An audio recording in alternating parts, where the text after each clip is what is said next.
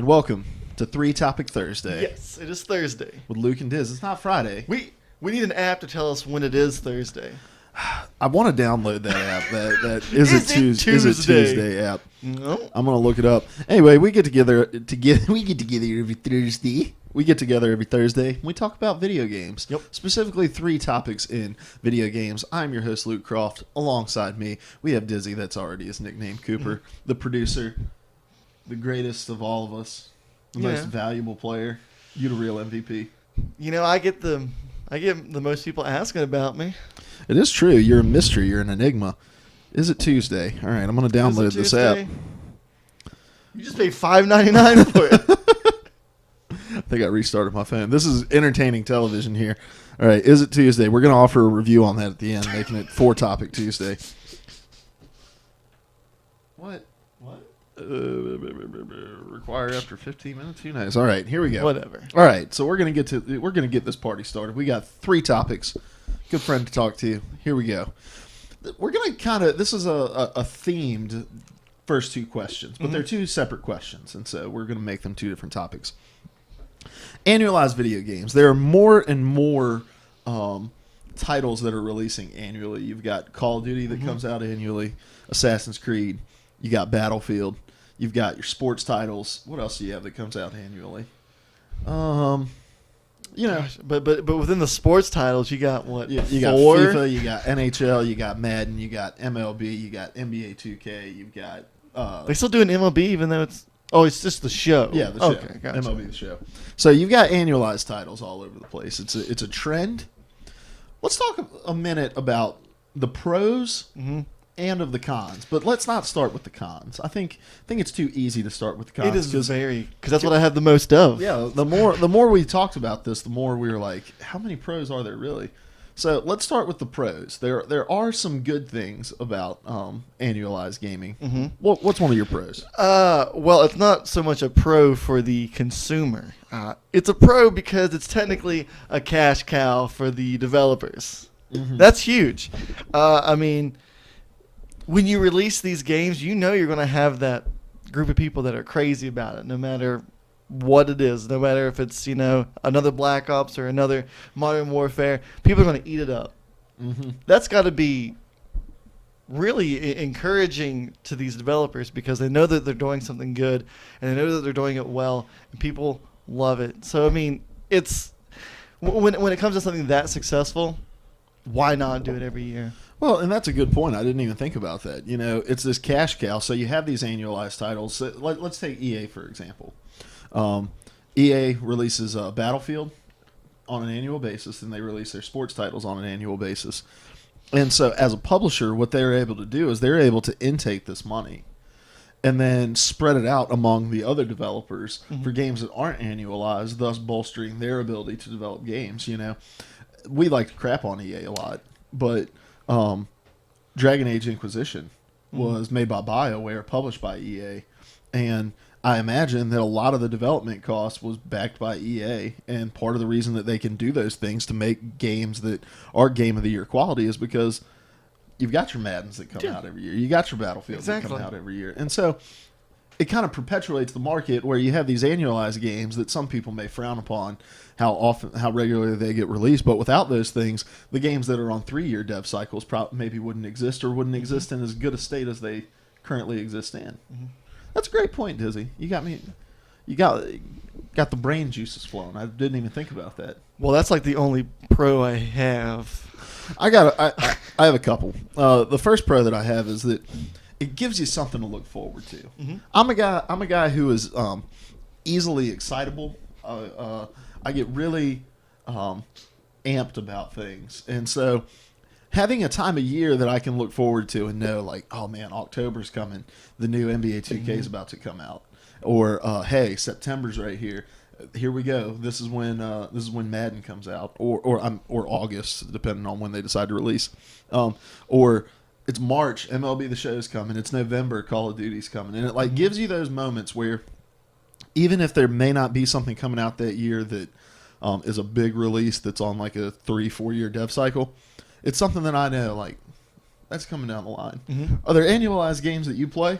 Well, I was really big into the Call of Duty.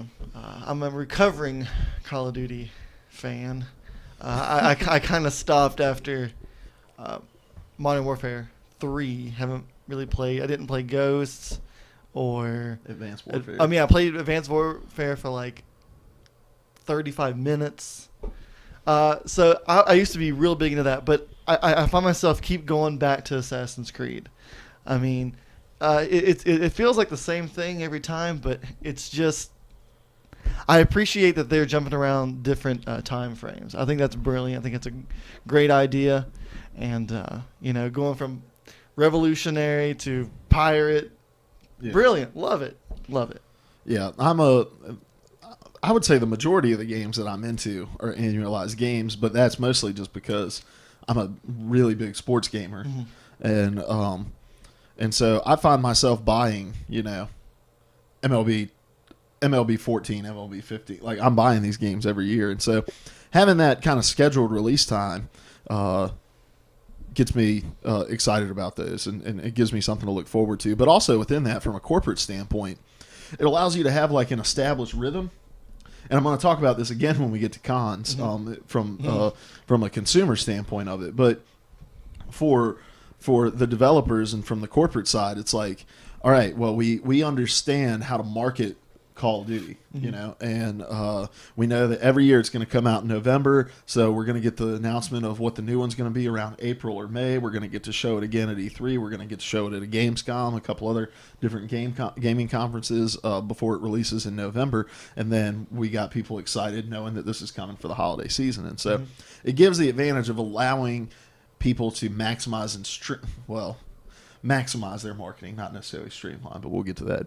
And then the other pro that I would have, and you may be able to speak to this to an extent since you're an Assassin's Creed guy, but it allows you to be ingrained in a universe of a game. And, take Halo, for instance, and you had 3 or 4 years between Halo games releasing, and a lot of times you'd have to go back, play the one that came before the ones you're about to play to just kind of refresh your memory. Whereas with an annualized title, it's still decently fresh enough on your mind that your first playthrough can kind of carry you to the next playthrough. Decently. I mean, with the Assassin's Creed, it did kind of jump around after the third one, to where it's not so much a linear anymore, but they still keep the same idea that, they're going through your memories and stuff like that at least. Yeah, and because of that, like even if it's not the same linear story and it's not like an episodic tale over, a trilogy or anything like that, it still allows you to, there's still a lore that backs the entire series, and you still stay ingrained in that, and it keeps it at the forefront of consumers' minds. So, we talk about annualized gaming a lot, and it gets a bad rap, and for good reason, and we're going to get to those reasons here in a moment.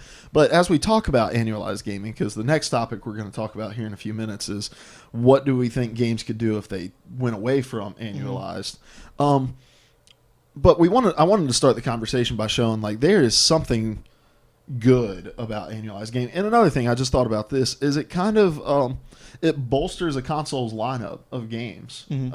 So like last year you had Shadow of Mordor, you had Sunset Overdrive, you had Dragon Age Inquisition. You had these games that were on longer dev cycles, but it appears like we're getting more and more games because you have those annualized titles coming in alongside of those. And I don't think it necessarily takes away from any of those games that are on longer dev cycles. It just helps to say I have all of these options to choose from in terms of gaming. Good deal. So those are some of the pros. Let's talk about the cons. Why is it that people kind of poo-poo? They poo-poo all over the annualized dev cycle. All right. When it comes to Call of Duty, here we go. Earlier I said that it lacks room for innovation, but the more I read about the upcoming Black Ops game, the more I really thought about it, that's not the truth. I feel like it lacks room for creativity, but forces innovation. Like it's got to be a step up from the last one. So when you read up on Black Ops 3, they're saying that they completely rewrote the AI code. They're changing some of the lighting, improving that, as well as bringing some new movement abilities. But when you look at it creatively, it's like you just took Titanfall and Halo Reach, mashed them together, and wiped away the blood. That's what you have. That doesn't seem attractive to me because it just seems reused again. Yeah, well, and I've noticed this too when people try to advertise annualized releases. With Call of Duty, with Black Ops 3. Well, let's talk about Advanced Warfare really, because that's when that leap into the exosuit stuff kind of started. It was, all right, we have this big front-facing thing that really seems like it's an innovation when really there were games that were doing it before then. But also, you see a lot of the little things being touted as something big. And I mean, tweaks in AI and that sort of stuff, those are a big deal in gaming, but they seem to be talked about more in games that are annualized because it's like we have to have a feature list of stuff to talk about that says this is what differentiates this from last year's title. And this is especially true in sports gaming, where I feel like every year Madden has a new lighting system or a new tackling system or something like that. And they have to take these small features and talk about them, like blow them out of proportion in terms of impact for the game. And while they're noticeable differences, they're not, let's spend $60 to upgrade on this differences. Now, I'm just a big sports fan, so I'm going to continue to purchase them annually. And so I'm part of the problem. But another thing that I noticed within, especially sports games, and maybe you can think of an example in an annualized game, like an annualized non-sports game, but they'll take features out sometimes, and then in 3 years they'll reintroduce that as a brand new feature. And I'm trying to think of a particular, importable draft classes.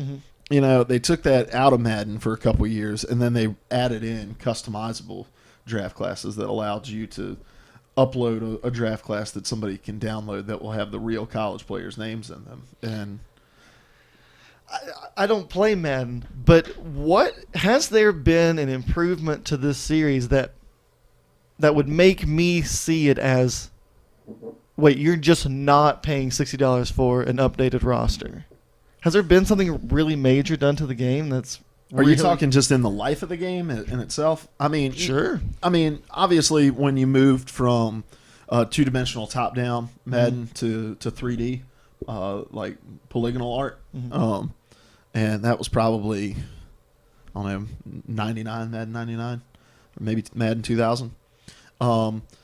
In 2005, they introduced the hit stick, which completely changed the face of defense of the defensive gaming.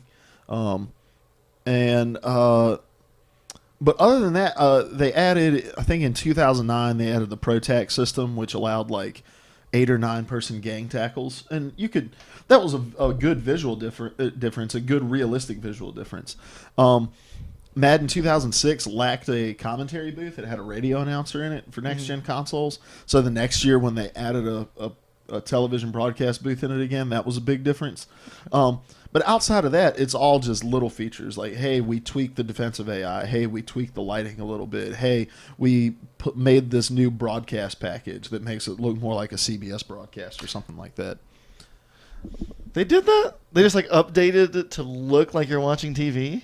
Yeah. Oh, wow. And sports gamers actually ask for that a lot. And I'll get to that more in a moment. Didn't know that. In a moment. One of the cons that I have is fan base burnout. Yep, I have a little bit about that too. And I used to be so big into Call of Duty. Modern Warfare 2, World at War. Played the crap out of those things. I think me and my brother, we had to have poured 250 hours in Modern Warfare 2's online. Like, we played so much of it. But the more and more I see it, and the more they kind of deviate from what brought me into it to begin with, the more I get burnt out on it. And I'm just like, I would enjoy it if I got a little breathing room between Call of Duty games. And I've actually felt the same way about Madden. I bought the last 2 Maddens. I played the last 2 Maddens for about 2 months, and then I'm just done with them.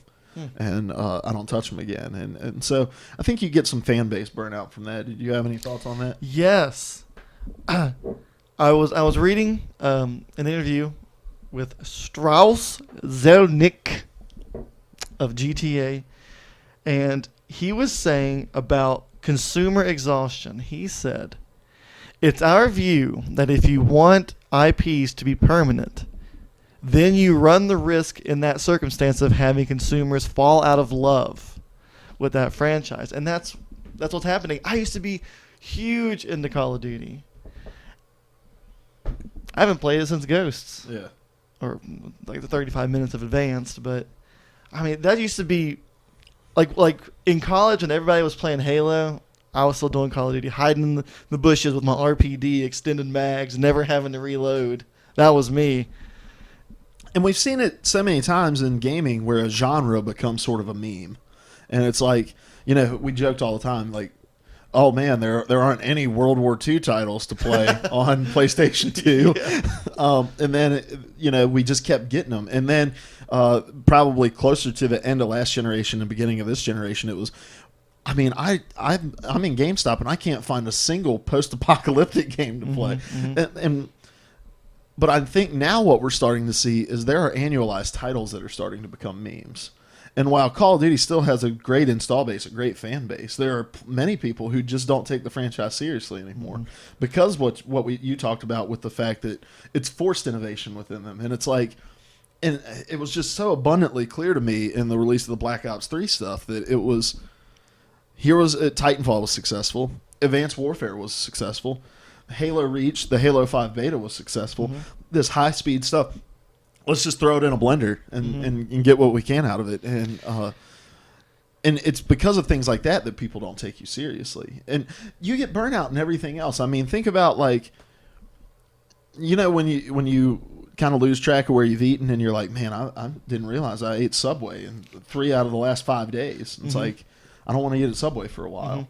And like we can do that in so many other areas. And I don't think gaming realizes like, you can burn your fan base out by releasing too much too quickly. And kind of behind that, and I think this plays into the idea of fan base burnout, is there's always a hype train going. Like the name of your game is always in the media somehow, and you know they say any publicity is good publicity, but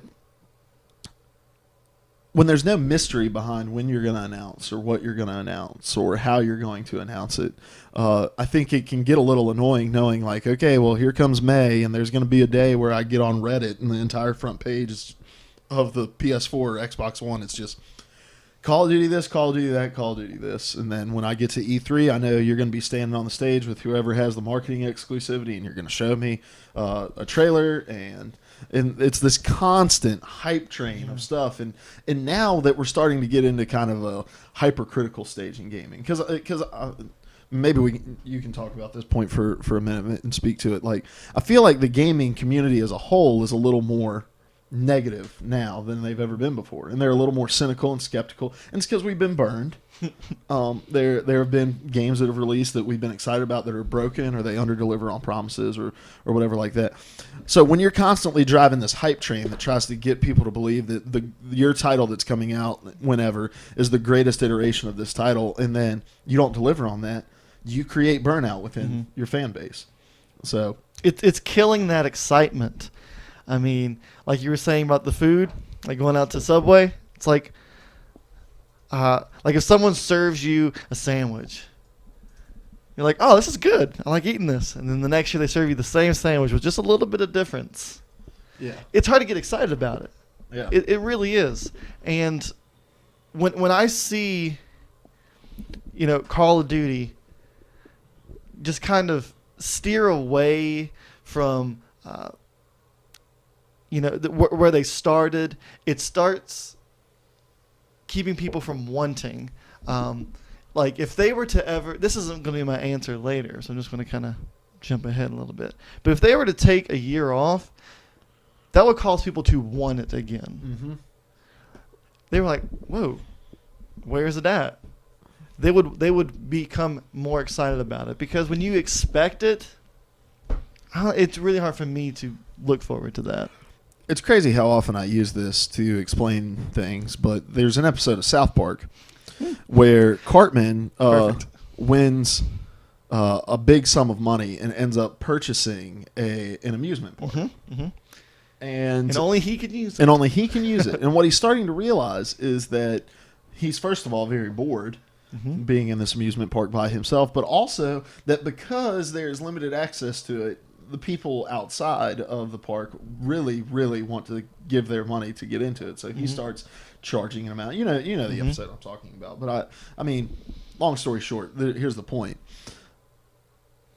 If you just give open access to your stuff, and you're just always rolling it out, and it's always there for us to have, and there's always something new for us to try, you lose that magic of like, man, this is special. Call of Duty doesn't feel special anymore. Assassin's Creed doesn't feel special anymore. Like, Assassin's Creed didn't start off as an annualized game. It was a game that took years for a dev cycle. Almost knocked coffee over there. But now that, and I don't feel like it's been annualized all that long now. You had Black Flag, you had Unity. Did Assassin's Creed? Then they had that Rogue. Yeah, those came out simultaneously. See, Unity there's and two Rogue. at once. Well, one was on last gen and one was on current gen, and that was because they wanted to develop Unity all for current gen. But yeah, still, it's like that's 2 games releasing in one day, and there are people who are big Assassin's Creed fans that are going to want to buy both. Burnout. I can't imagine. Like, here's another con. I can't imagine the stress that's put on these developers that they are going to have to, crank out another one, and it has to be better than the last one, and they just fall short. Well, and even in studios where even with publishers who have multiple studios working on these games, take Call of Duty for example, where you have, oh my gosh, you have Treyarch, Infinity Ward, and Sledgehammer. Yeah, that was cute. Where you have all 3 of these, like, yeah, you're getting a 3-year dev cycle, but you're having to communicate with the direction of all of these people. Obviously, Sledgehammer and Treyarch were talking. The similarities in the exosuits are too abundantly clear. Like, and so not only are you adding the stress of we're having to make a great game, but we're having to make a great game while communicating with these other studios working on these games that are seemingly releasing year in, year out. And we have to build not only on our own innovation, but on the innovation of 2 other studios. And I like you said, that's got to be stressful. It's got to be difficult. That's why I think this exoskeleton isn't going anywhere. Like, if you think about the Call of Duty from the beginning to now, that's kind of its biggest leap. Some say forward. I wouldn't say so. But it's a big leap forward. So they've already spent the time and the money and everything else and the work to develop this engine that can run that. They're not just going to trash it, Yeah. It's going to continue to be there. Yeah. Zagra B-Dub Rovnik says that French people really grind his gears, so he wasn't a Unity fan. Right? I imagine that's what he means by that. Hit that follow button. Well, did you have any other cons? Oh, let's see. Let me just scroll through my list of 150 cons of annualized gaming. The pro I had was saying that it was a cash cow. A con is that it's a cash cow. Yep. Yoshida said it. It's profit driven. Yeah. But that doesn't necessarily have to be negative. But it kind of is, because we're going to go back to that stress part of it. They're putting these workers, their developers, under this weight because they got to keep cranking out every year and getting that money and getting the money in. So, yeah, it's a tough one. Oh man, misspelled stuff. Okay, Batoon. Make sure you hit the follow button here for some of them butt bucks. Beautiful. Oh gosh, and I just lost my train of thought. You were talking about how it's a cash cow. Well, yeah, and the more and more charged DLC is a part of it. It's like you're not just asking your hardcore fan base to spend $60 on your game. You're asking your hardcore fan base to spend $120 a year on your game. Annualized titles is making their DLC irrelevant because next year it's going to be something different, a new game altogether. Yeah. Well, and what you think about that, and what you're going to see, the more and more we start to see these games that are taking their time releasing, The Division, Dragon Age Inquisition, those sorts of games, people are going to migrate away from those. You only have X amount of dollars to spend on games, and when you're just getting some sort of watered down, microscopically more innovative iteration of the title that you just spent $120 on last year, you're going to go say, well, I'm going to give Call of Duty a break for a little bit, and I'm going to go play Dragon Age. I'm gonna give Madden a break for a little bit, and I'm gonna go play Metal Gear Solid 5, something that releases around there. And what we're gonna start to see, and what we've started to see already in sports games, is so many people who are willing to just say, I'll buy Madden 13 and then I'll buy Madden 16 and I'll just stick with Madden 13 because I want to, like you said, I want to be able to see the difference. Like if I'm going to buy a game, I want to see the difference in the games, and you can't really do that from Madden 13 to Madden 25, which was what 14 was called because it was the 25th anniversary.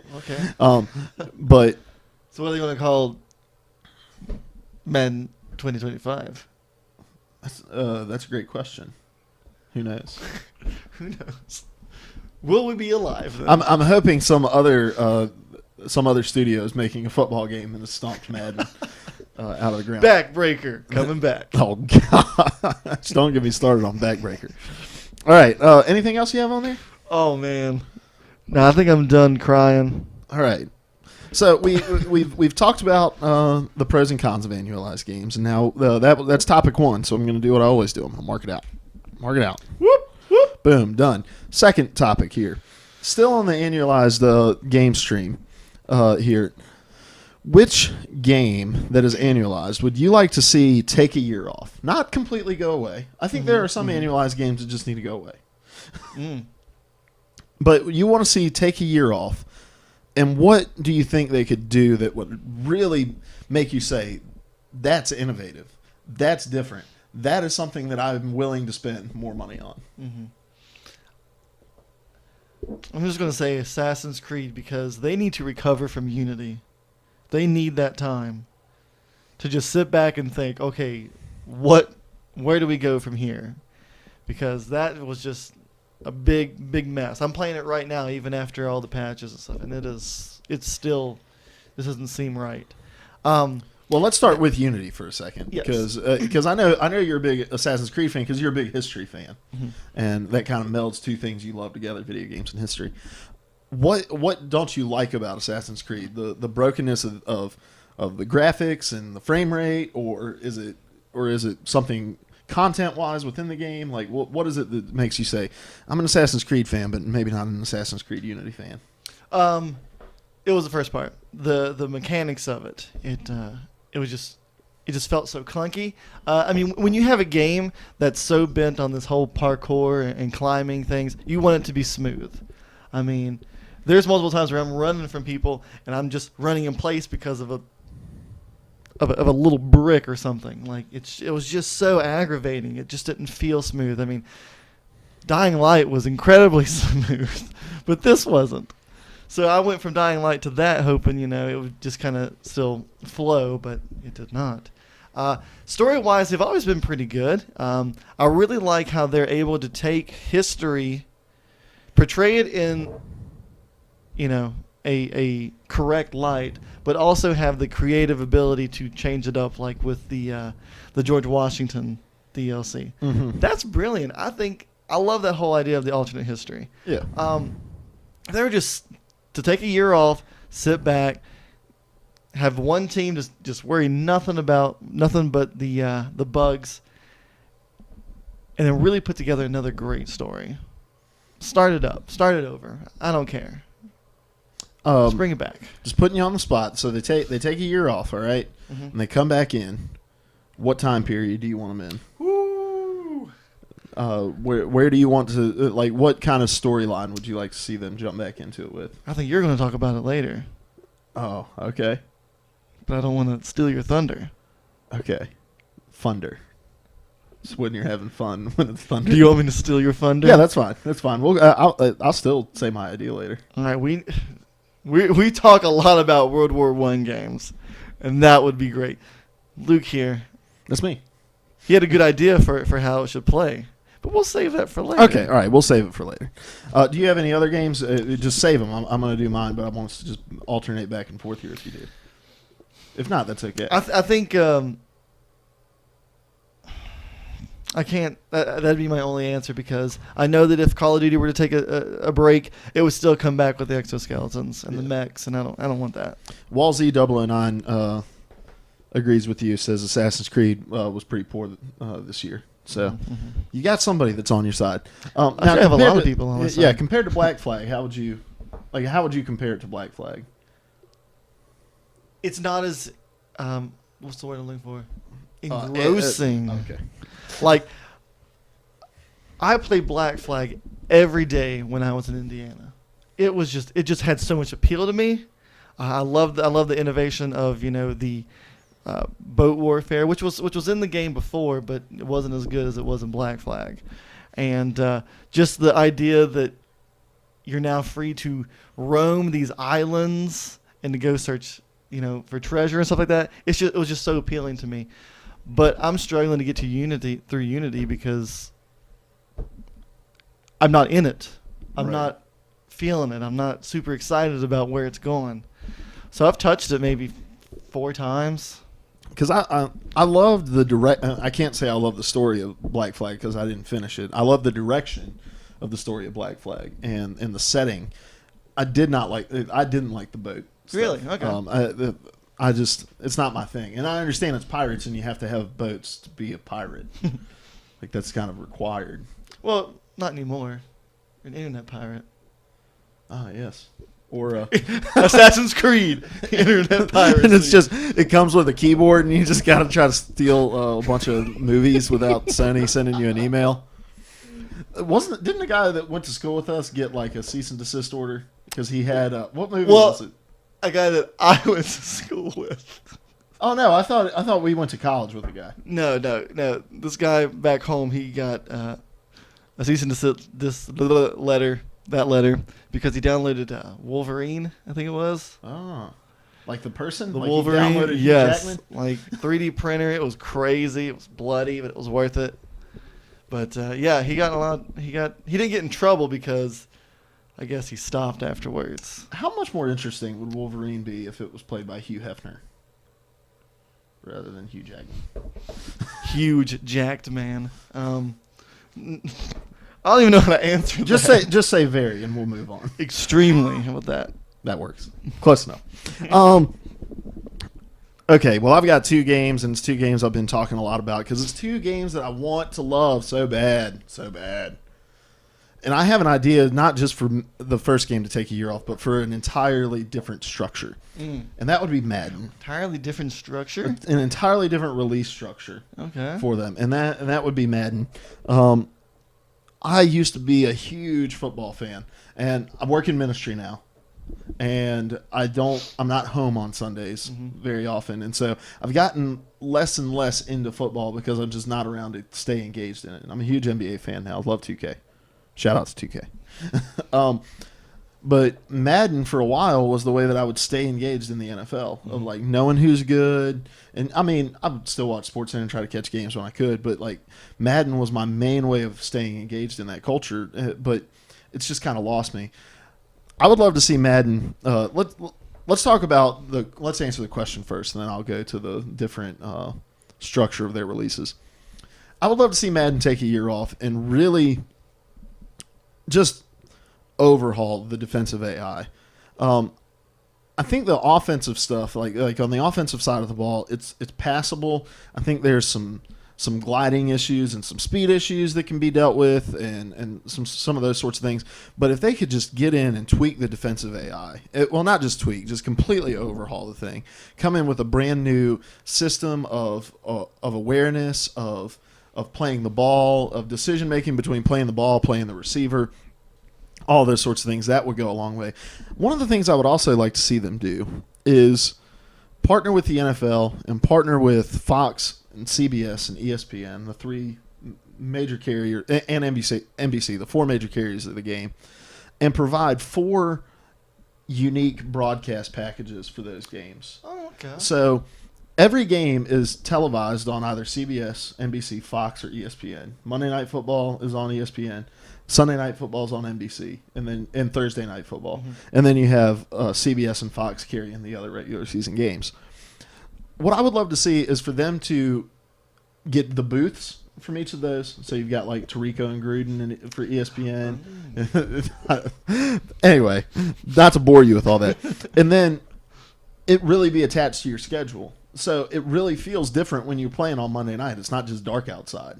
Like you're getting the ESPN broadcasting package, and it feels like because good teams get to play on Monday Night Football for the most part. And good teams get to play Sunday night games. And so it would totally add more immersion to it to say, these are the 4 very recognizable broadcast packages, add those in. So take a year off, add those 2 things, and I would be... Now, what if they did that as DLC?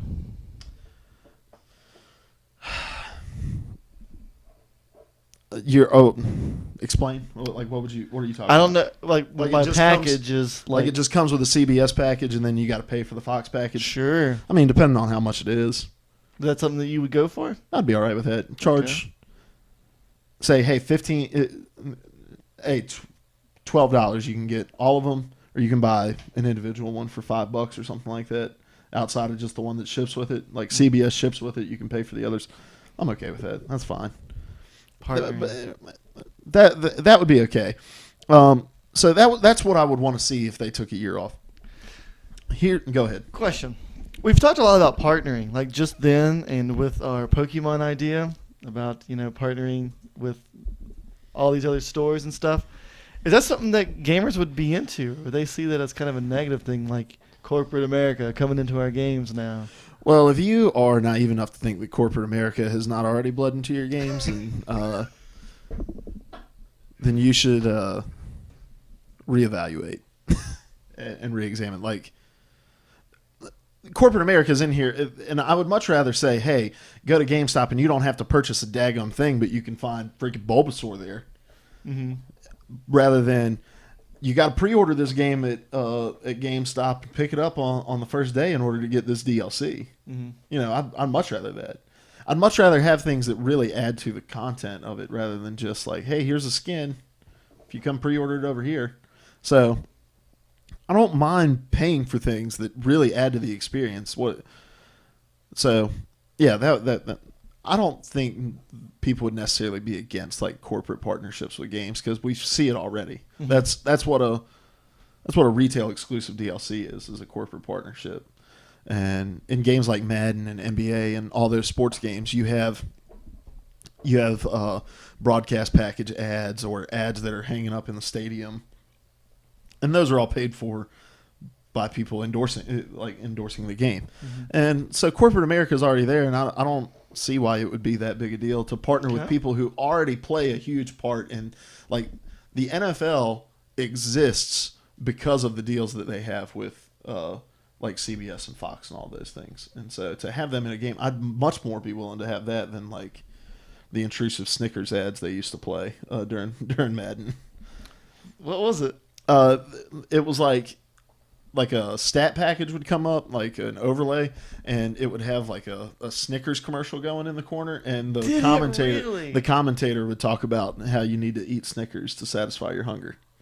No way. Yeah, man. What's up, Winning Dog 2? Welcome to the stream. Make sure you hit that follow button.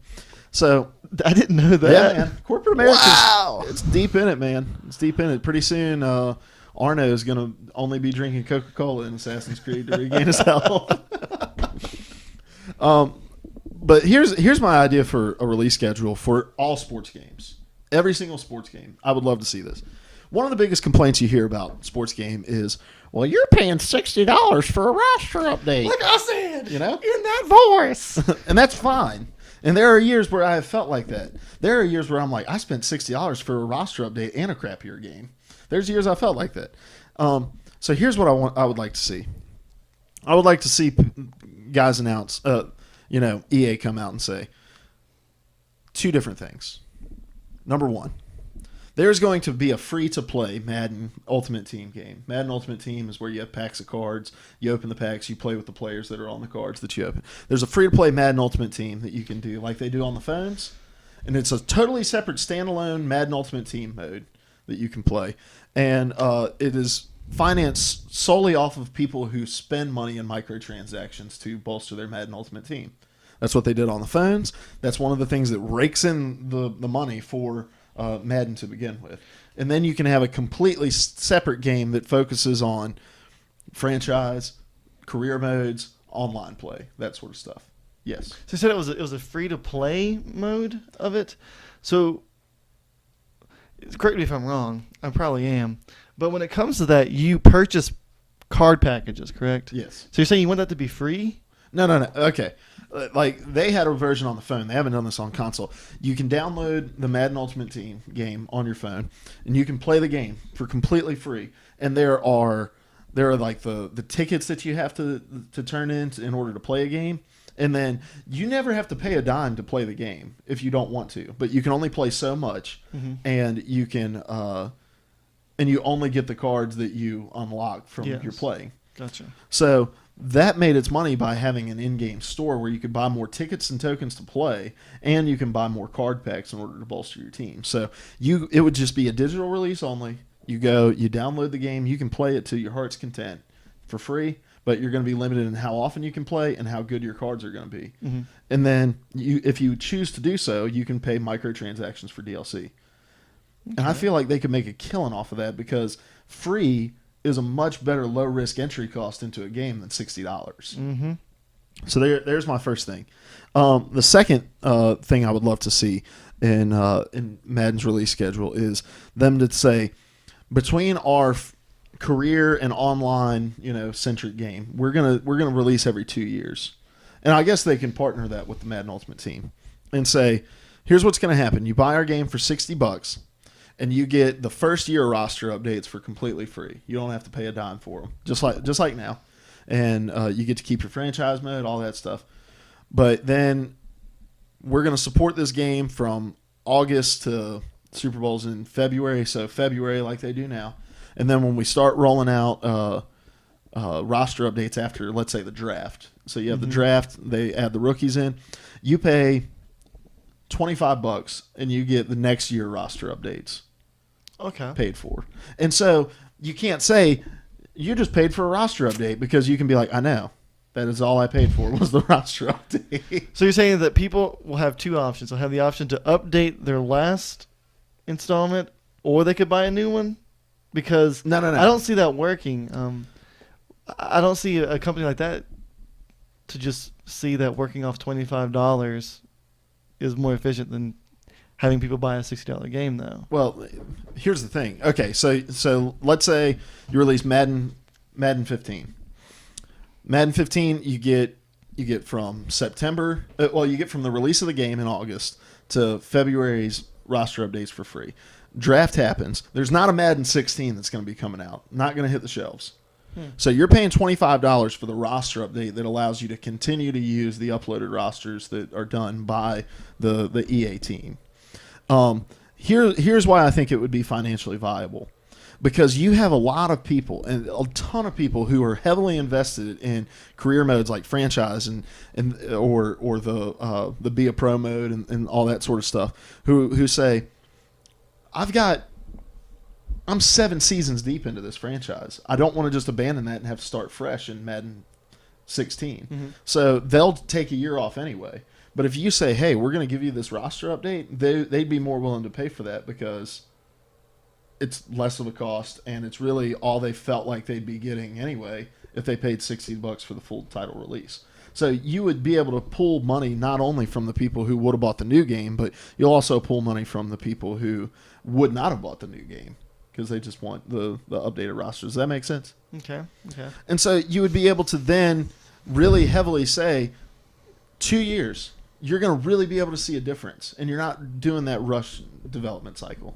I feel like we've been talking about this a lot. Let's see. Walsy0009 says, I'd like to see the option of DLC for new teams for the game. You own for a third of the price of the new game. Pay for the new game if you wish, but if you can't see any value in the new game, just get the updated teams.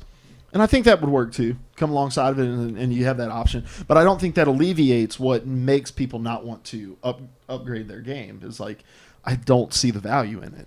I don't see the value in getting it. Like, so many people will just say that we're spending $60 on a full title release. We'll just say, I'll just pay $25 for the roster update. You'd be splitting the community in a way that you wouldn't want to, and you'd be giving people a cheaper option. Because you're still paying that development team for the full brunt of, an annualized release, but you wouldn't be getting the same cash flow from it. Yeah, not the same cash flow. That's where the problem is, though. I mean, I don't see this being financially good for the developers. But what you got to think is, every year, you're paying people for their time, obviously, and in a game, there are very few people who work on a game from beginning to end of development. You have an art team that may come in just during the art phase of it. Let's say NBA 2K, they have their BO Pro mode is like a career, like a story mode. You have to bring in the writers for those who will write you a new story every year. They only work to do that. You have to bring in the commentators and pay them for a couple weeks to record their lines. You'd be saving that money. You're not having to pay those people every year. You're paying them every 2 years. So what are they going to do for that year? What do you mean? The people who won't be getting paid. I mean, go work somewhere else. And the people who are recording the lines for the commentary are actual commentators, so their wallets won't be hurting. Whew. I think it could work. It may not. I'm not an economist. I'm not a communist. Is that the word? That is it. E-communist. Like so yeah. E-commerce. So yeah, Madden. Sorry. It's okay. It's okay. I know you aren't a big sports game guy, and so I want to bring you back into the fold of the conversation. I was just trying to see how it worked economically. I'm still struggling, but we'll move on. We can talk about this later. Because I feel like it'd be pretty boring to just continue to try to convince you it would work. All right. The other game I was going to talk about, and the thing is that the annualized games are the big games. Like, there aren't little games releasing annually. It's not financially viable. So, Call of Duty. That's the one. I think Call of Duty could really, I think a year off for them would really just allow the fan base to breathe for a minute and just say, okay, let's start to actually get excited for a new Call of Duty and not just feel like we have to buy a new Call of Duty to continue to be relevant in this community. True. So, because I feel like that's why a lot of people buy it. It's not necessarily out of any sort of desire to own it. It's just, I have to be relevant in this community, and the way to do that is to own the latest title in it. Yeah, I mean, when you have a title such as that, where there's a huge competitive group, you gotta stay on top of it. Like to remain a top contender in multiplayer, you gotta get it the day of and get used to the maps and get used to the guns. So like, people who are real into that want to be top, they get it. They get it as soon as they can, and that's awesome. I think that's a really cool thing that they have there. But someone who, like me, who doesn't play online, I could go a couple years without it. Yeah. So that's the first thing, and then maybe just attempting to find an entirely new angle behind it, and I don't know, maybe a Call of Duty that is based on like 4 different squadron teams attempting to accomplish a task, and it's not just you versus another team, it's you versus 3 other teams attempting to accomplish something, or just kind of a different way of looking at the multiplayer. Battlefield tried to do that with Hardline by saying we're gonna completely reskin this, and it's not combat, it's crime, and that didn't land too well. But I think if you can come up with something creative in terms of a lot of people got excited about Evolve because very few people have done the asymmetrical thing of the 4 versus 1, and so it got a lot of attention because, man, that's really innovative, that's really different, and it's going to require some balancing that I don't think Evolve got right. But if they would have, I think it would have held that audience even longer. And so if Call of Duty can come in and say like a squadron based kind of deal, or and I'm just trying to think off the top of my head what they could do, or like this would be crazy. What you got? What you got? If they did, if it was sort of like a spy kind of game, and you were tasked to infiltrate, and you did that asymmetrical kind of thing, where you were one man trying to retrieve content from a building or an area, and the other team is setting up their defenses and attempting to search solely for you, and you have to infiltrate. Like, that would be interesting, even if it's not a totally like upheaval of the mode, and you can still have your 12 versus 12 or 8 versus 8, whatever Call of Duty's doing nowadays. But it's just a totally different mode that they can say, like, look, we've poured a lot of time and energy into this, and they can just, it's something fresh, something totally different. Because when has Call of Duty really had, Kill Confirmed was a new mode that they put in a couple years ago where you have to go collect their dog tags. But has there ever been a time where Call of Duty has really just said, like, here's a brand new mode that we think you'll be really interested in? I stopped after Modern Warfare 3, so I'm not sure what they've done since. Walzy 009 says, Call of Duty is too much of a competition now rather than a game. I read an article the other week which said Advanced Warfare had the worst retention rate of any game within the COD series. And that's the thing, it's burnout. Like, you get in there long enough to figure out that, I mean, there's some different stuff, but not enough to hold my attention. I'm going to go play something that does what Call of Duty tried to do, but they do it better. Mm-hmm. At the time Advanced Warfare released, Titanfall had hit their stride within. I mean, and it was an old game by that point, but like, if you wanted a futuristic, high-paced game that was very explosive and very big and very fun, you played Titanfall. It was, Shorty Boy 378 says, bring back Modern Warfare 2.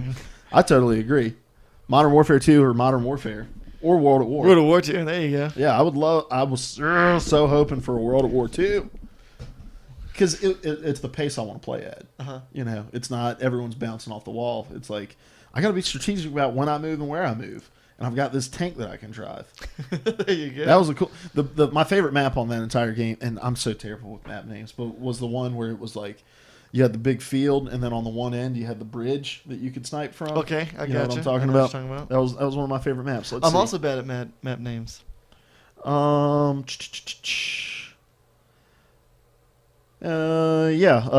315 says, kind of like Battlefield 4 and Hardline, feels like two different games.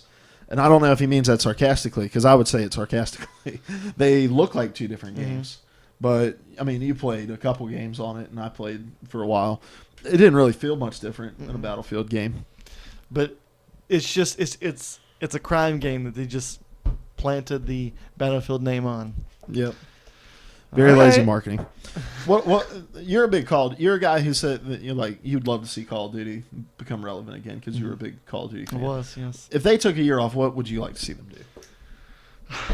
They're already to a point to where they really can't backtrack from, unfortunately, and that's the whole exoskeleton futuristic thing of it.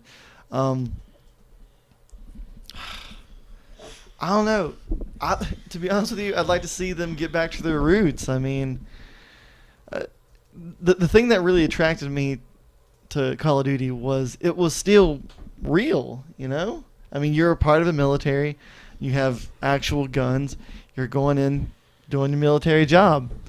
But now it does feel like I'm playing Halo or Titanfall, and that's not what attracted to me in the first place.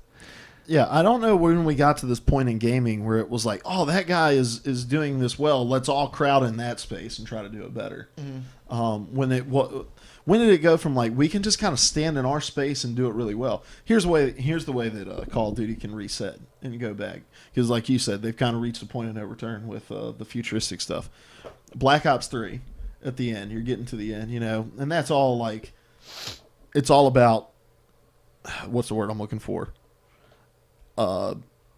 It's like clandestine. It's very veiled, and like it's almost a mystery of sorts of what's happening in that game.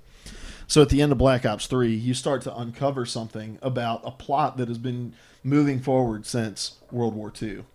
and you're reading through the files, and so you go back and you play these files that you're reading to understand what's gotten you to the point of this futuristic, and it all kind of ties in every single conflict together. Then we get Call of Duty Black Ops World at War. Call of Duty Black Ops 4 World at War 2. Love it. Absolutely love it. Brought to you by Neversoft. we're bringing it back. Bringing it back all the way. All the way. Oh, man. Any other games that you would like to see take a year off?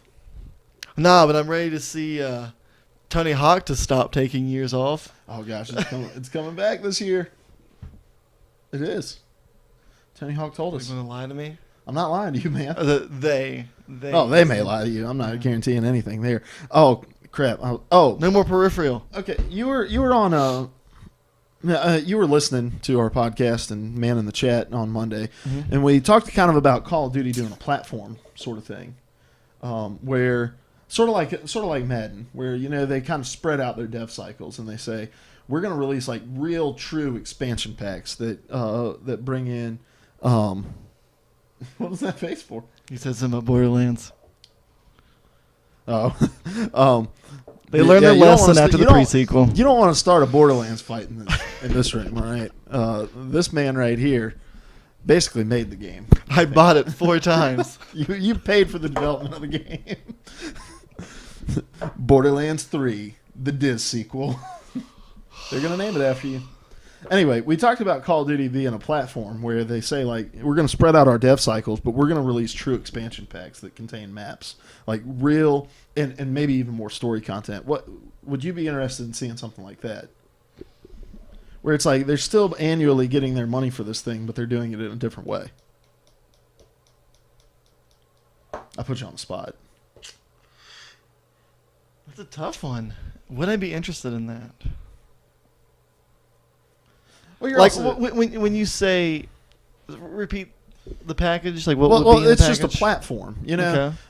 Because Call of Duty, when it ships in November, releases with what, 8 maps, something like that, where they would come in, they would release in November with 8 maps, do their regular map pack DLCs, and then in November of the next year, they say, hey, we're doing a huge expansion pack that's going to add 8 more maps and another piece of campaign or something like that. Another piece of campaign. That's what would keep me interested right there. That's what would keep me in it. Because I think about Destiny, and, Destiny has its flaws, and those have been well documented by us. But I still have Destiny, despite the fact that I haven't touched it in a while. And it's because I believe in the expansion stuff that they're going to give me. I don't know why. That's maybe the dumbest thing I've ever said. I kind of believe in what they're going to get, what they're going to give expansion wise, and so great. I am holding on to that game. And there are days where I'm like, I'm going to play some Destiny, and it's not the retention rate that games hope for, where it's like, man, they can't wait to get home after work after 4 months of this release and hop on it. But it's still a retention rate. My game is not sitting on a shelf getting sold for 15% less than a new copy and undercutting their sales of it. And that's what games want. Give me a reason to hold on to it by promising me, like, hey, you hold on to this game, we're going to reward you in November, not by making you buy another $60 disc, but by, hey, here's a $40 expansion that's going to add a bunch of maps and a really good chunk of campaign. I'd be all right with that. The nod of approval. It's a tough one. It's not the nod of approval. It's the nod of I'm still contemplating. I'm listening. Anyway, I'll get back to you on that. Because I think your goal of these games and the thing that they're losing out on is the retention. And give people a reason to hold on to your game if you want them to retain it. Make it really fun to play first. Give a high replay value. Give me... One of the things they need to revamp in Call of Duty is the way the prestige works. And that sort of stuff. And it's not just a little emblem I can take my pride in. And it really means something for me to go back and start over. Which I haven't played enough of Advanced Warfare. Maybe it does. I don't know. I've never prestiged. I'll call Seth. I prestiged a bunch on Modern Warfare 2.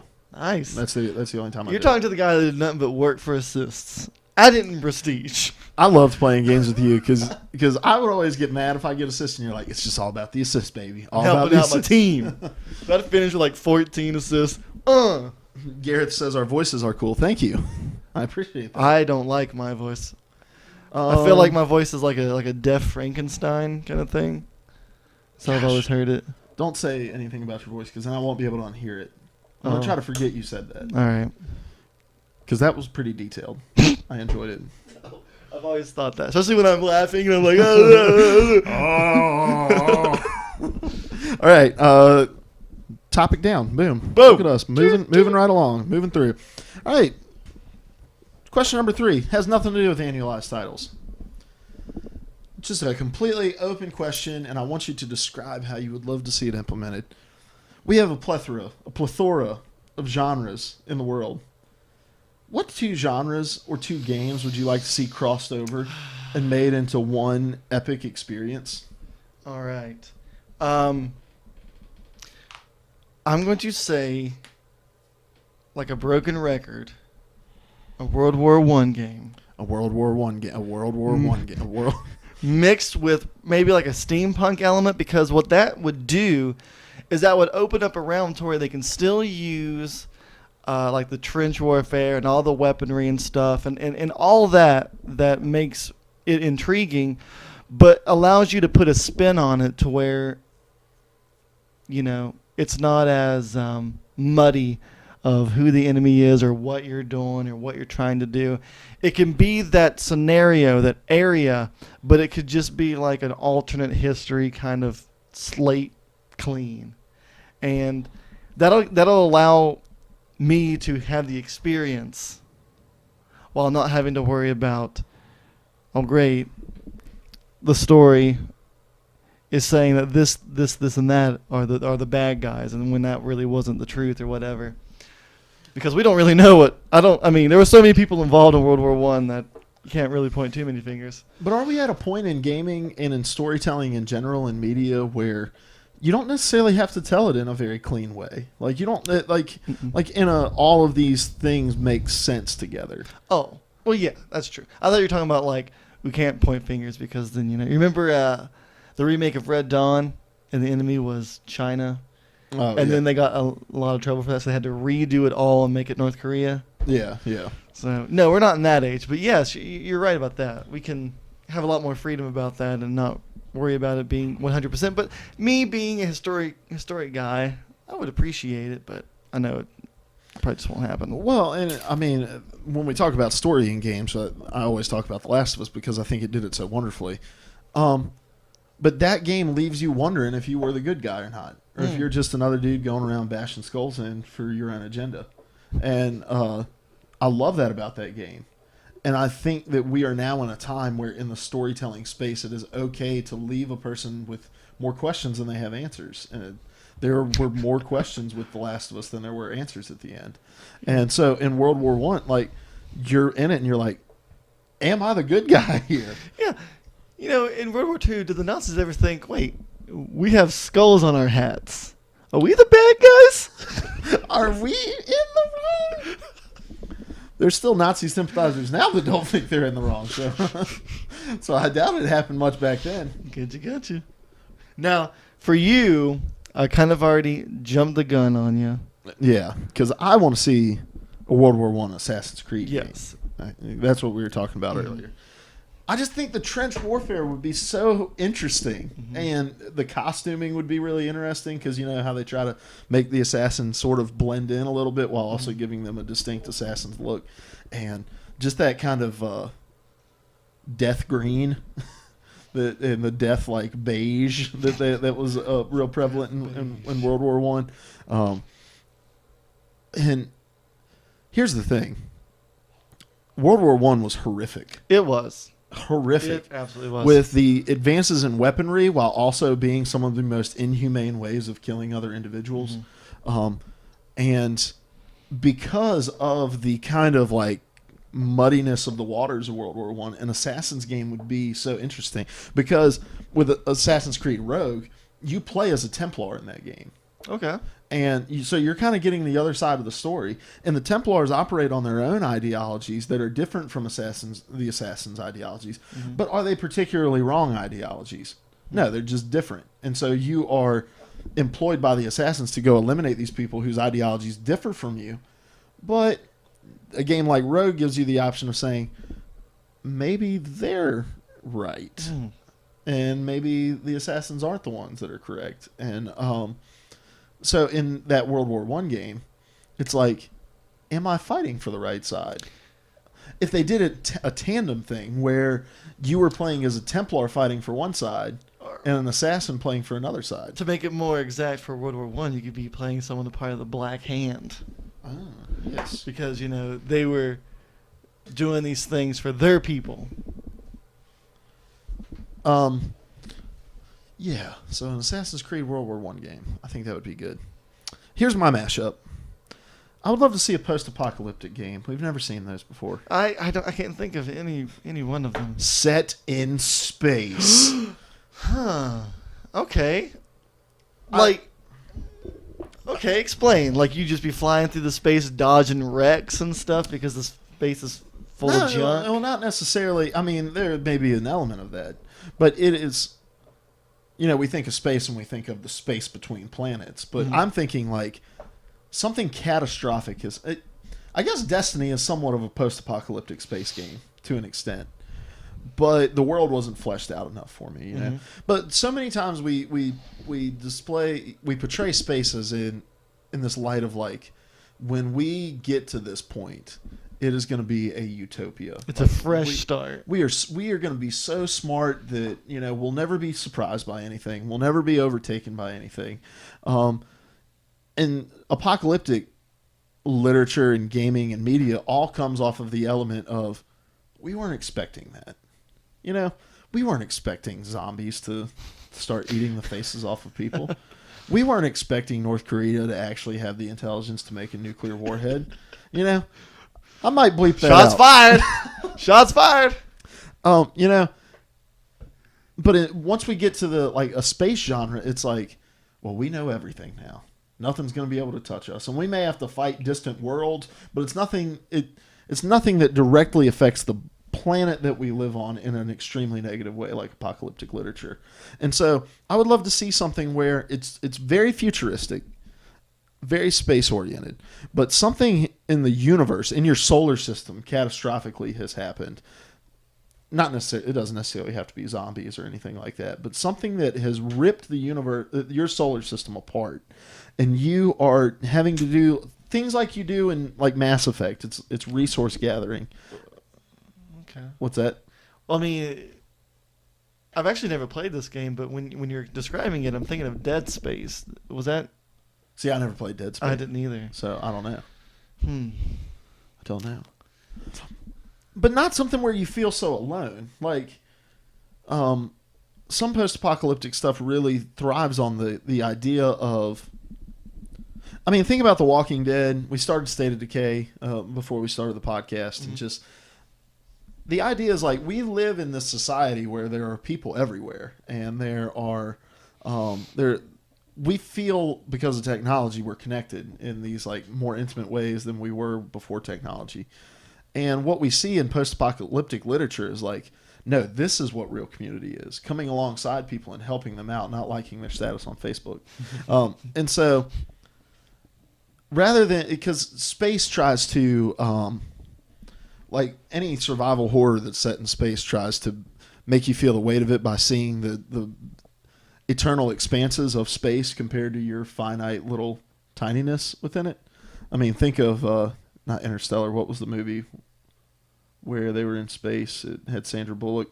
Gravity. Mm-hmm. Like that media is effective because it's like space is vast, you're small, and it is you versus the vastness of space.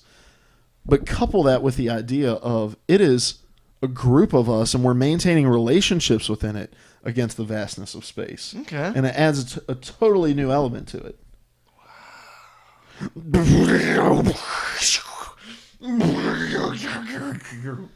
had the old like writing tropes of like man against man, man against nature, man against animal.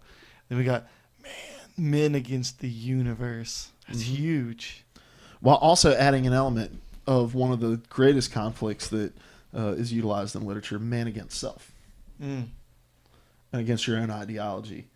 And I imagine when we get to the point where space exploration is wide open and we're colonizing other places, our ideology is going to be a little bit different in the way that we see the world and the way that we see our own superiorness to the other creatures that live on this earth. Like right now we're better than dogs because we can poop in a toilet, not in a yard. But how much better are we going to be than dogs when we can go poop on a toilet on Mars? Whoa, we're vastly superior to you now. But yet we're still so tiny in the vastness of the universe. Existential meltdown. Wallsies is getting out of here. Thanks for the follow, man. And if you're watching us, feel free to hit that follow button. This is 3 Topic Thursday with Luke and Diz. We're on topic 3, talking about things we would love to see mashed up, genres of games or games themselves. Is there anything else that you could think of? Oh, man. I need to see more Western games. So I'm a big writer. I like writing things, and I like mashing weird things together. So I think it'd be really interesting to do a Western paranormal thing. The only thing that comes to mind would be the zombie version of Red Dead. That's the only thing that really comes to mind. But I don't even mean that. I mean paranormal, woof woof. It's not so much going to be like Dark Souls would be, but you're fighting these spirits and these demons and whatever. But it's a little more horrifying. Not so much just hack and slash. He's touching me. I'm here. I'm alive. This may be extremely stereotypical and possibly even racist. Beep. Native Americans. Yeah, you've got the cowboys and Indians trope. All right, mm-hmm. and Wounded Knee. And you're coming through, and you're taking over their land. You're giving them smallpox blankets. Okay. And that wasn't Western. That was long before Western. But we're doing it again. But we're like, it worked. No, you made me do it. Why'd you make me do it? I feel terrible. I didn't make you do anything. Maybe. Welcome to the last episode. We continue. We can get past it. But these Native Americans place a curse on your town, thus creating a paranormal atmosphere in the town that you have to combat against. What I was writing in the past was a Western paranormal for D&D, where I did something similar like that. Like the Native American person brought back a spirit called the Harbinger, which is the bringer, and then she would just wreak havoc on people. That was kind of the basis of what I was thinking. She's just constantly doing a rain dance. Just rain dance after rain dance, and they never see the sun. There's no longer any tumbleweeds because it's just green and it's lovely. It's so lush. And gosh. This land is viable for crops. It's prosperous. There's no Great Depression anymore. But it's paranormal, I'll tell you. It's freaky, but it's good for us, all right? Purging you of your fears. While also giving you sweet, sweet vegetation. Don't forget the smallpox. All right. I think I'm out. I think I'm out of topic. I think we're done. I'm out of topics. I'm out of mashup ideas. We've talked about annualized gaming, the pros and cons. I gotta go ask for forgiveness. We've talked about what game we would like to see take a year off. We've talked about the mashups of genres that we'd like to. If you have anything you'd like to add to the discussion and you're in the chat, feel free to chat along. If you're watching this on YouTube, add it in the comments below. We are Luke and Diz. This is 3 Topic Thursday, and we're out of here. Bye. So it's me? 118.10. Well, hold on. Let's see if anyone in the chat has anything they would like to say. Stretch.